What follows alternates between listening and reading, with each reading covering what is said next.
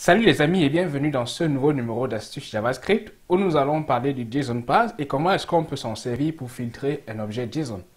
Bienvenue à tous nos nouveaux abonnés. N'hésitez pas à consulter notre page pour découvrir des tutoriels, des astuces, des formations complètes, par exemple sur les formulaires Angular, celle qui est en cours pour le moment. Mais aussi ce sont des astuces sur JavaScript, des astuces CSS ou alors sur l'usage du Visual Studio Code ou encore de Git. N'hésite pas à partager en commentaire ce que tu en penses, mais aussi à poser des questions et toute notre communauté sera prête à t'aider. À présent, voyons comment est-ce qu'on peut se servir de JSON Path pour améliorer la façon dont nous filtrons nos objets JSON. JSON Path est une fonctionnalité native de JavaScript qui permet de prendre un paramètre, de le transformer et de retourner une valeur correspondante. Très souvent, le paramètre est passé sous forme de chaîne de caractères ou alors de string. L'élément qui est retourné, ou alors la valeur correspondante, est simplement une valeur ou alors un objet.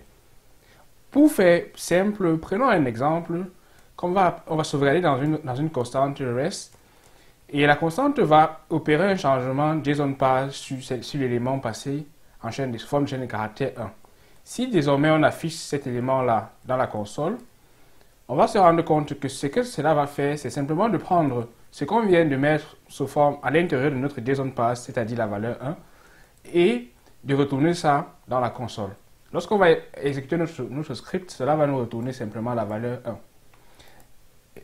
Ce qui est le plus intéressant avec le JSON Path est qu'on peut utiliser de façon optionnelle une fonction qu'on appelle le reviver.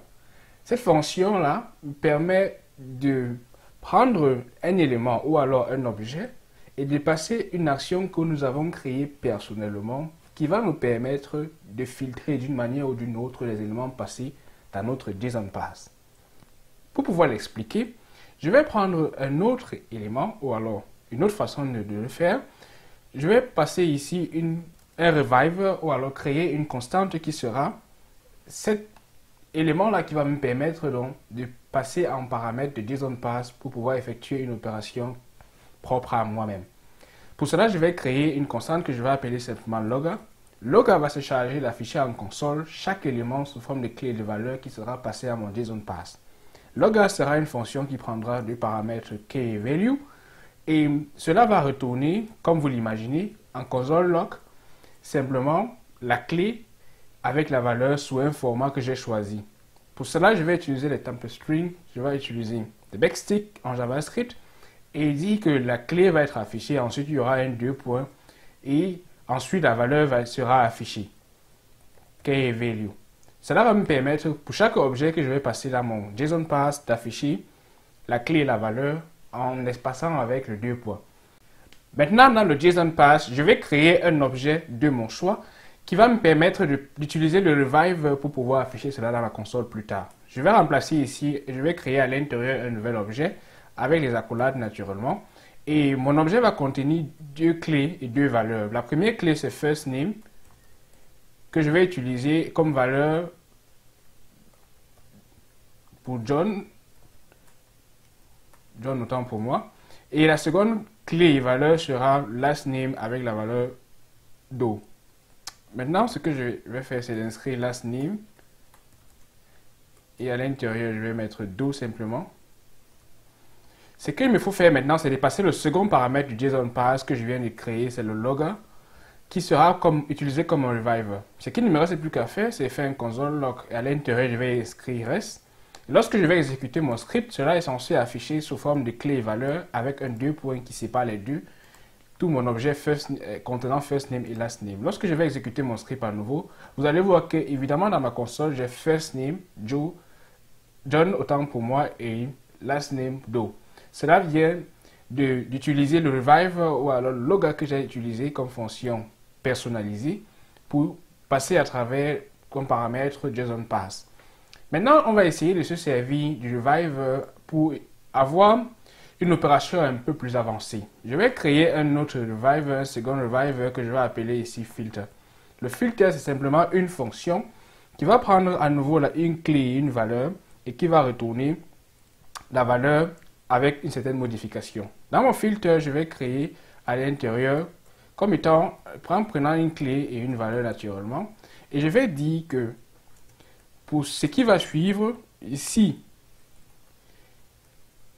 par exemple, en vérifiant une condition, si la clé commence avec start with, qui est une opération par défaut en JavaScript sur les chaînes de caractères. Donc, je vais dire par exemple que si cela commence avec simplement tiret de 8, alors dans ce cas, il faut retourner undefined.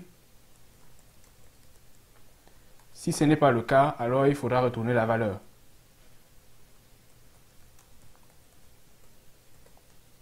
Maintenant, pour vérifier que ceci fonctionne correctement, je vais ajouter ici simplement deux clés, deux valeurs à nouveau. Et la clé ici va commencer par le tiret de 8. Je vais mettre ici age 12 et mettre une autre, par exemple, foo ici. Prendre autre chose qui va commencer par ça. Mettre ici par exemple 11. Ainsi de suite, augmenter encore d'autres objets. Par exemple, je vais prendre ici bar qui va prendre une valeur x par exemple. En passant maintenant comme revive une autre fonction, la nouvelle fonction que je viens de créer, qui s'appelle plutôt filter. Lorsque je vais appliquer cela dans ma console log rest, cela va tenir compte de ceci. Et si j'exécute mon script à nouveau, vous allez voir que dans ma console, j'ai un nouvel objet qui contient les éléments first name, last name et bar.